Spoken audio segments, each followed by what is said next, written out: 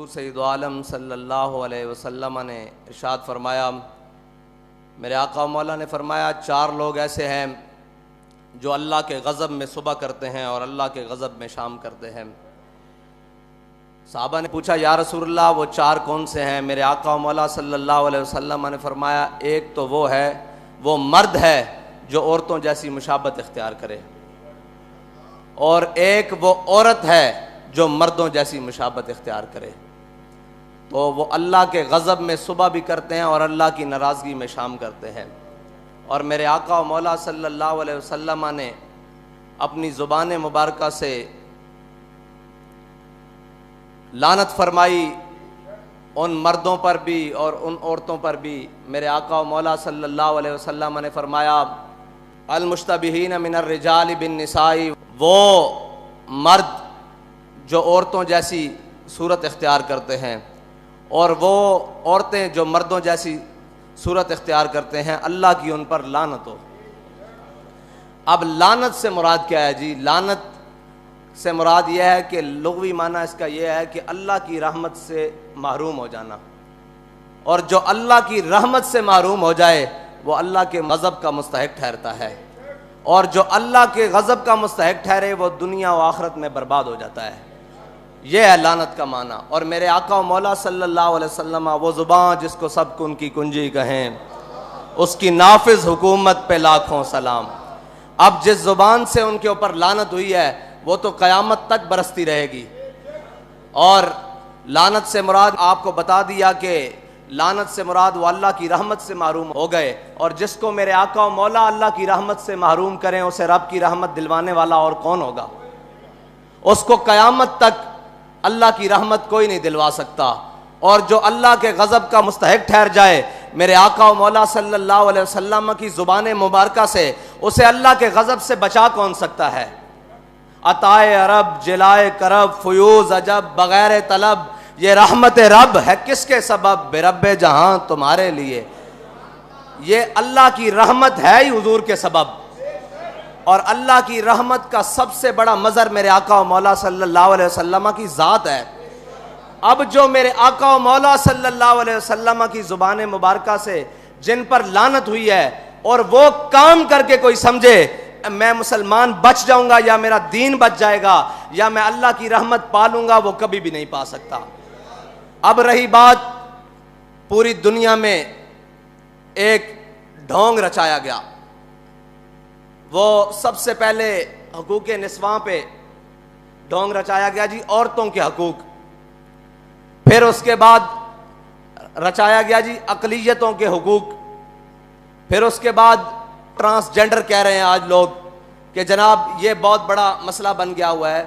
بھائی حق وہ ہے جو میرے آقا و مولا صلی اللہ علیہ وسلم کی شریعت انسان کو بھی دیتی ہے، جانور کو بھی دیتی ہے، چوپایوں کو بھی دیتی ہے۔ حقوق ان کے وہی ہیں جو میرے آقا و مولا صلی اللہ علیہ وسلم فرما گئے، اور شریعت سے ہٹ کر کوئی حقوق دینے آئے گا تو پھر اس کا انجام یہی ہوگا کہ عورتوں کو حقوق دینے لگے تو بے حیائی بڑھ گئی۔ بھائی جب عورتوں کو حقوق دینے کی باری آئی تو پھر بے حیائی بڑھائی گئی، عورتوں کو حق نہیں ملا۔ آج بھی کسی جا کے سمجھدار اور کسی بھی شعور رکھنے والے سے جا کر پوچھو، بلکہ شعور رکھنے والی خاتون سے جا کر پوچھو کہ تمہیں تمہارا حق ملا ہے، وہ کہے گی نہیں، میری تصویر اتار کر بورڈوں پر تو لگا دی گئی ہے لیکن مجھے میرا حق نہیں ملا۔ مجھے برہنہ تو کر دیا گیا ہے لیکن میرا حق نہیں ملا۔ مجھے جناب سٹاف تو رکھ لیا گیا ہے آفیسز میں، جناب چائے پلانے کے لیے اور ریسیپشن پر سامنے دکھانے کے لیے تو رکھ دیا گیا ہے لیکن میرا حق نہیں ملا۔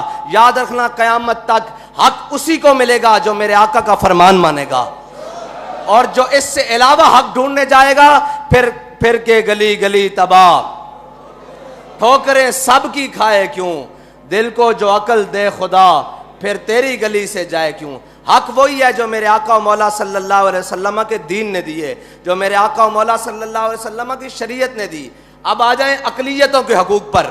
جب اقلیتوں کے حقوق کی باری آئی تو صحابہ کرام کے قیادت میں ایک قلعہ جسے میرے آقا و مولا صلی اللہ علیہ وسلم کے غلاموں نے فتح کیا، اور وہ قلعہ جب فتح ہو گیا تو تھوڑی دیر بعد پیچھے سے لشکر کا پیغام آیا کہ یہ ہمیں قلعہ جو ہے نا جسے ہم قلعہ بولتے ہیں، یہ جو قلعہ ہے یہ اس کو دفاعی اعتبار سے چھوڑنا پڑے گا تھوڑی دیر کے لیے. ہم یہاں سے چھوڑ کر آگے جائیں گے فوجیں لے کر. تو وہ جو قلعہ تھا نا وہ عیسائیوں نے جنگ کر کے نہیں مسلمانوں کے حوالے کیا تھا، بلکہ انہوں نے رضاکارانہ طور پر جزیہ قبول کر کے اور کہا تھا ہم جزیہ دیں گے، آپ یہاں آ جائیں اپنا نظام بنا لیں.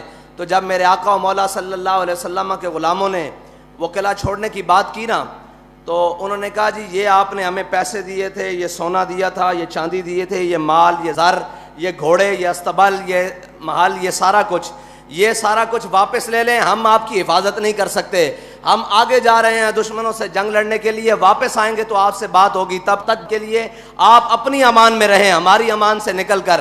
تو جب صحابہ کرام کی فوجیں اور لشکر سارا کچھ باہر نکل رہا تھا نا قلعے سے، تو عیسائی کھڑے ہو کر ایسے دامن پھیلا کر ایسے دامن پھیلا کر کھڑے ہو کر کہہ رہے تھے یا اللہ ان دشمنوں کو دوبارہ واپس لے آئیں. یہ ہے اسلام کی اقلیتوں کے لیے حقوق. وہ قلعے کی دیواروں پر کھڑے ہو کر کہہ رہے تھے کہ یا اللہ ان دشمنوں کو دوبارہ بھیجیں، یہ دشمن نہیں، یہ تو ہمارے محافظ بن کر آئے ہیں. اسلام اقلیتوں کو اس طرح حقوق دیتا ہے. لیکن جب ان گماشتوں نے، ان یہود و نصارہ کے ایجنٹوں نے اقلیتوں کے حقوق دینے کی بات کی اور عالمی ایجنڈے کو اپنے گلے میں پہنا تو پھر کیا کیا؟ پھر یہ کیا کہ جب ان کو حقوق دینے کی باری آئی تو جو سب سے بڑا گستاخ تھا، جس کو عیسائی بھی قبول نہیں کرتے، جس کو یہودی بھی قبول نہیں کرتے، جس کو دنیا کا کوئی مذہب میں رکھنے والا قبول نہیں کرتا، انہوں نے اس کو حقوق دلوا کے جہازوں میں بٹھا کے باہر کے ملک بھیجا ہے. بھائی گستاخ کے لیے اقلیت ہے، یہاں اقلیتیں بس رہی ہیں، یہاں ہماری گلیوں میں، کوچوں میں صفائی، روڈوں پر صفائی، اقلیتیں بڑے بڑے کام کرتی ہیں، یہاں ہمارے دفتروں میں موجود ہیں، ہر کام کے لیے ہر جگہ موجود ہیں. ان کے حقوق کی بات کرو، تمہیں گستاخ کے حقوق کے ساتھ کیا ہے؟ اس کا مطلب ہے عالمی ایجنڈا یہ تھا کہ اقلیتوں کو کوئی مسئلہ نہیں، اقلیتوں کی آڑ میں گستاخان رسول کو چھڑوانے کا مقصد تھا. یہ ہے اقلیتوں کا حقوق. اب رہ گئی بات جناب ٹرانسجنڈر کو حقوق. ان کو حقوق دینے کا مسئلہ نہیں ہے، ان کی آڑ میں شریعت کے ساتھ ٹکرانے کا مسئلہ ہے. بھائی کائنات میں کسی کا بھی حق ہو، وہ میرا ذاتی حق کیوں نہ ہو، وہ کسی کا ذاتی حق کیوں نہ ہو، جب وہ شریعت سے ٹکرا جائے گا اس کا حق رہے گا ہی نہیں. تم نے ان کو حق دینا ہے تو ان کو شریعت سے ٹکرا کر تو نہیں دے سکتے. تم کم از کم ہمارے جیتے جی تو تم ان کے ساتھ شریعت کے ساتھ ٹکرا کر ان کو حق نہیں دے سکتے.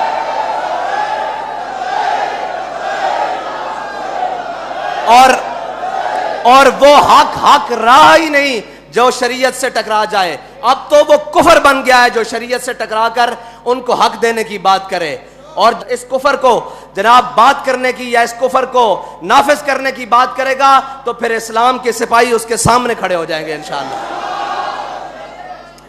اور انشاءاللہ پھر اس طرح کھڑے ہوں گے جس طرح فیض آباد میں کھڑے رہے ختم نبوت کے لیے، اور پھر اس طرح کھڑے رہیں گے جس طرح وزیر آباد میں جناب ناموس رسالت پر پہرا دینے کے لیے کھڑے رہے. خبردار جو شریعت سے ٹکرائے گا. ہمارے بڑوں نے اس ملک میں قربانیاں تمہاری عیاشی کے لیے یا شریعت سے ٹکرانے کے لیے نہیں دی. ہمارے بڑوں نے قربانیاں اس ملک میں اس لیے دی تھی کہ اس ملک کا نظام لا الہ الا اللہ محمد رسول اللہ کے مطابق چلے گا. اس ملک کا نظام میرے آقا و مولا صلی اللہ علیہ وسلم کے دین کے مطابق چلے گا. اس ملک کا نظام میرے آقا و مولا صلی اللہ علیہ وسلم کی شریعت کے مطابق چلے گا. اللہ تعالیٰ تو آنو تے مینو حضور دے دین نال وفا نصیب فرمائے. اور جناب حضور دے دین دی سربلندی واسطے سانو ہمیشہ میدان عمل چ رہن دی توفیق عطا فرمائے. جے اے بل واپس نہ ہویا تو انشاءاللہ پھر اے تا جے گل ہے نا.